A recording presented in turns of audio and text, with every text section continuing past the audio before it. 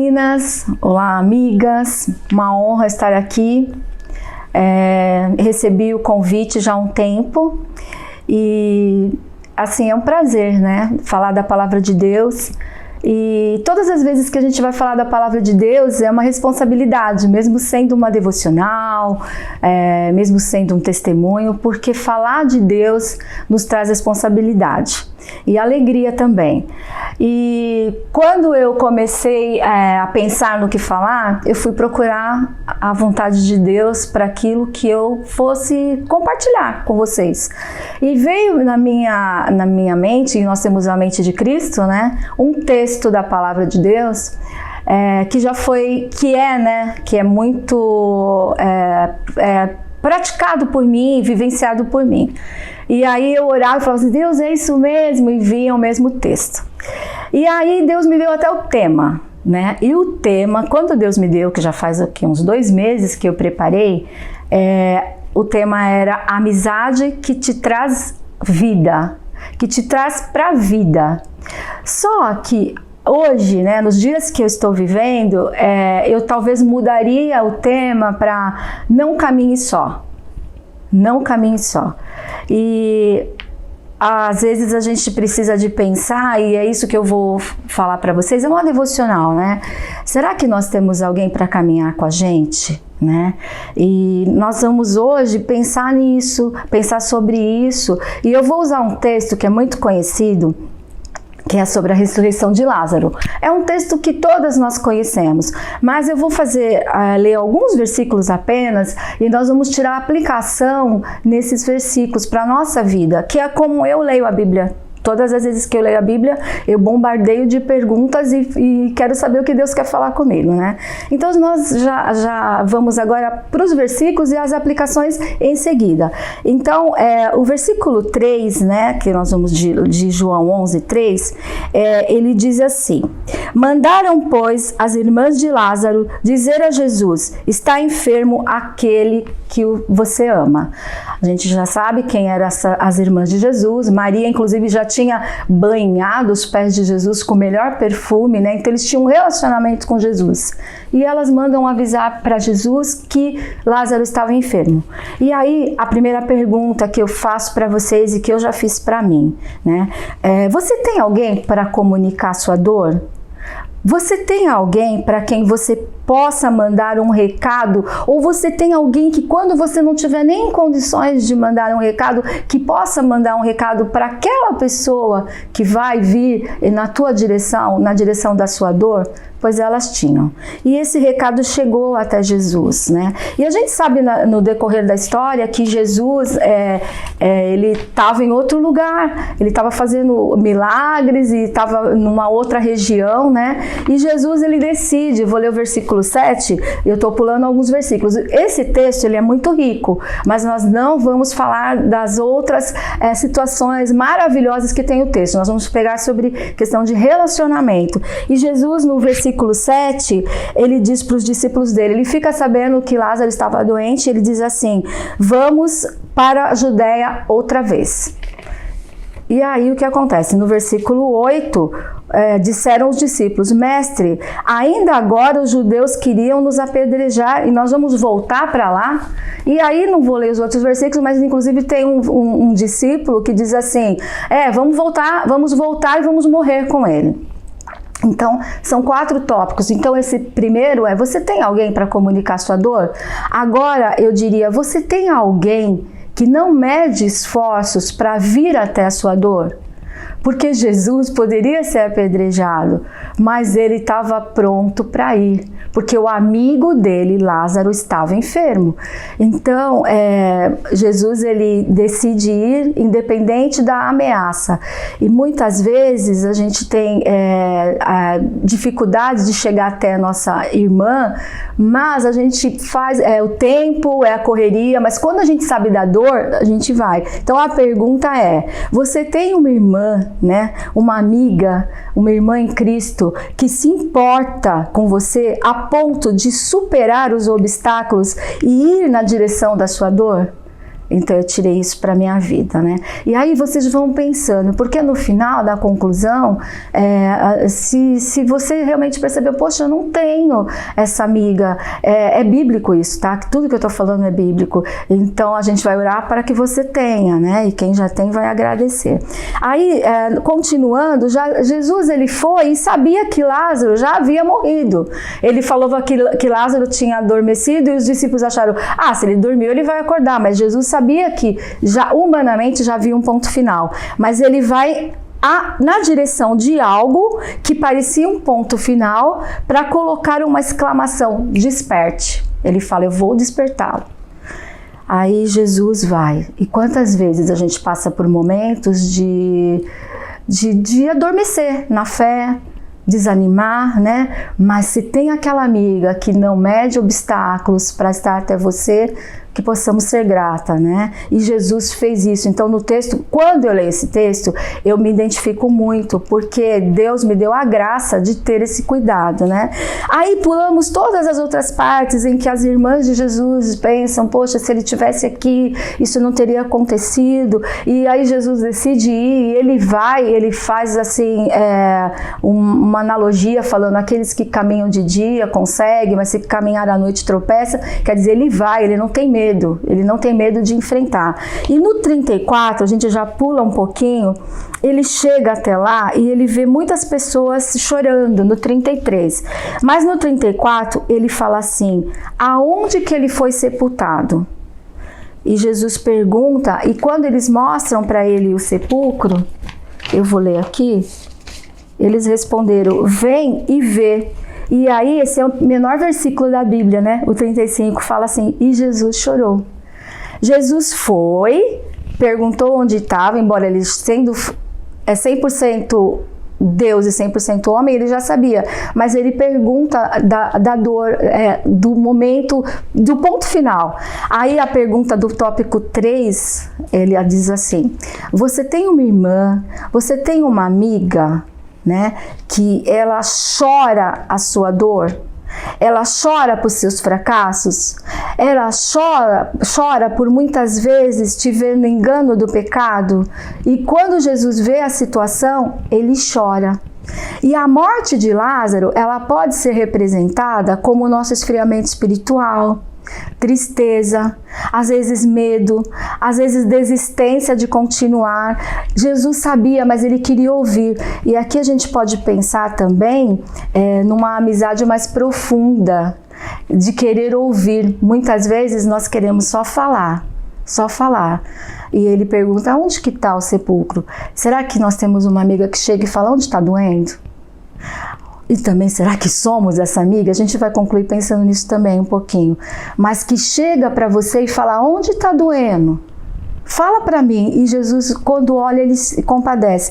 Tem muitas coisas que se falam-se a respeito desse choro, né?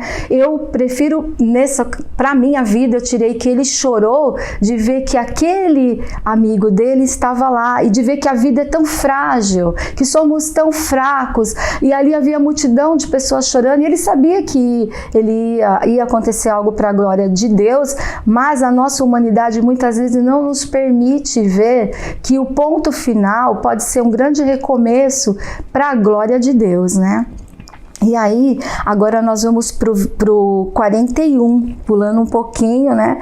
Que Jesus, ele dá uma ordem, ele diz assim, dá uma ordem não. Vamos pro 41, onde ele pede, ele dá uma ordem, tira a pedra, e aí quando eles tiram uma pedra, Jesus levanta os olhos ao céu e diz, Pai, graças te dou porque sempre me ouves. É muito lindo isso, porque Jesus não precisava disso. Teve algumas ocasiões que ele curou, ele fala, tua fé te salvou. Mas aqui ele olha para o céu e fala assim, agradece porque sabia que o Pai ia ouvir. Lá em 1 Pedro 2, 1 Pedro 1, 21, se eu não estou enganado, diz assim que Pedro diz que Jesus deixou exemplo para a gente seguir os passos dele. Então a pergunta agora que eu fiz a mim e faço para você, você tem uma amiga que quando chega para você, antes ela já olhou para o céu? Ela já falou com Deus? Muitas vezes a gente tem, me arrepiei agora, muitas vezes a gente tem amizades, irmãs que às vezes querem nos dar conselhos muito atropelados, né? E às vezes na boa intenção, mas aqui ele olha a Deus, deixando um grande exemplo e já agradecendo pelo que Deus iria fazer. Quando uma amiga vem na tua direção, já orou a Deus antes e já agradece pelo que Deus vai fazer, com certeza só pode redundar em bênçãos, né? E aí o que acontece? No 41 diz assim, né? Vamos lá. Tiraram então a pedra e Jesus levantou os olhos e disse: Pai, graças te dou porque me ouviste. E no 42 ele diz assim: aliás, eu já sabia que sempre me ouves, mas falei por causa da multidão que está aqui, deixando exemplo. No 44 a gente já vai pular um pouquinho, no 43 ele diz assim: e tendo dito isto, a multidão creu, né? No 43, e tendo dito isto, clamou em alta voz: Lázaro, vem para fora. Saiu aquele que estivera morto, tendo os pés e as mãos ligados com ataduras e rosto envolto em um lenço. Nesse versículo 44, é o último ponto, né? Saiu aquele que estivera morto, com os pés e as mãos ligados com ataduras. Então Jesus diz: desatai. A aplicação que eu tirei para mim é: você tem um amigo ou uma irmã em Cristo que te chama para fora, né? Fora das suas dores, fora dos seus desabores, que fala assim: sai desta, sai desta.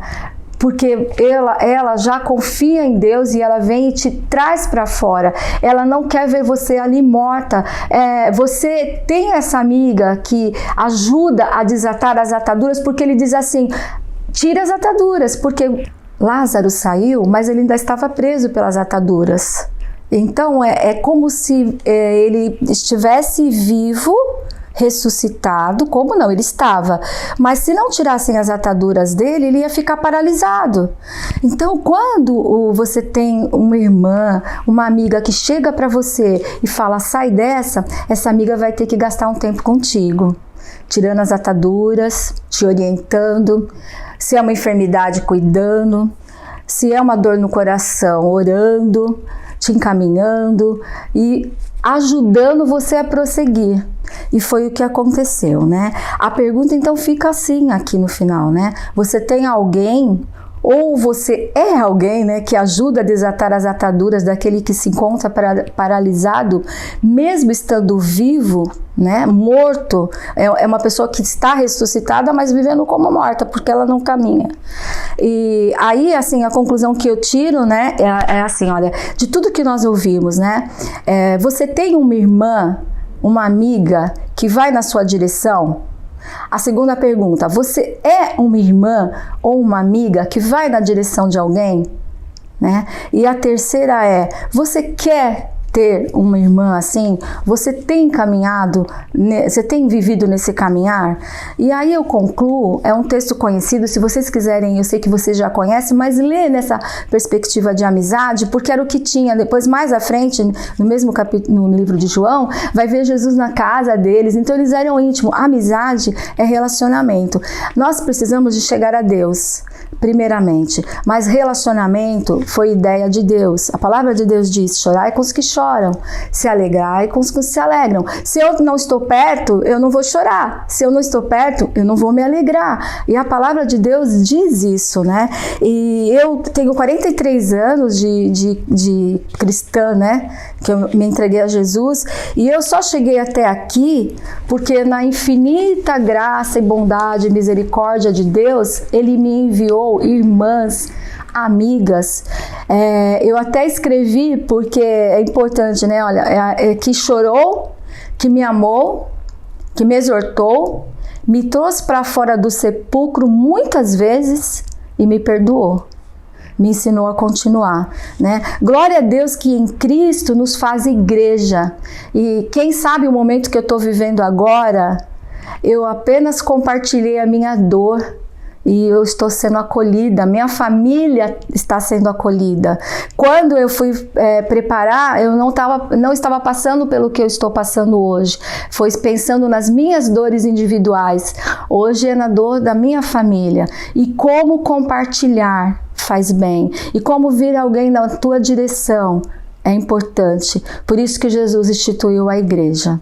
Né? Amém, era isso que eu queria deixar para vocês, que vocês possam ter esse relacionamento, primeiramente, né, vertical e horizontal com o próximo. Se você não tem um grupo de confiança, uma amiga que você possa ter uma amizade mais profunda, procure.